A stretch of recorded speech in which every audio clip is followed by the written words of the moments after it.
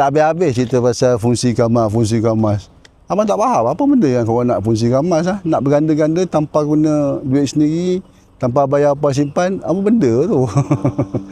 Ingat kita cerita skim cepat kaya ke? Ingat bagi sewa emas dapat duit setiap bulan? Tak ada. Arhanu ni tempat pinjaman, faham tak? Pinjaman yang bercagarkan emas, kita kena bayar balik. Tak ada maknanya tak bayar apa simpan, tak ada maknanya nak tebus tanpa pakai duit.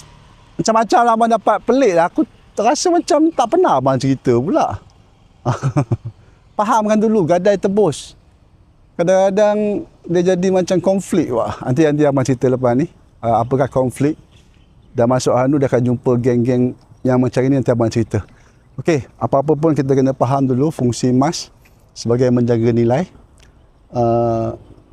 Nak boleh guna ketika kita kecemasan, contoh macam tadi abang kereta rosak, lepas tu cermin pecah. So masing-masing ada melalui proses, cuba belajar, paksa diri, asingkan 10%, simpan sikit-sikit. Kalau kata gaji kita 3,000, simpan 300, bulan pertama simpan 300, bulan kedua simpan 300, dah dapat 1 gram. Belajar proses ni, kita nak simpan juga.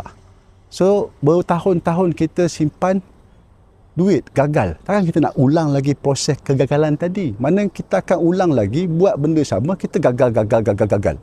So belajarlah, tukarlah pattern, tukarlah cara simpan. Belajar simpan emas, nak beli emas, terpulang kat mana-mana. Abang bagi konsep idea je. Okey, like, komen dan share. Akhir dalam sunnah, pasti ada kejayaan. Yes. Stop recording.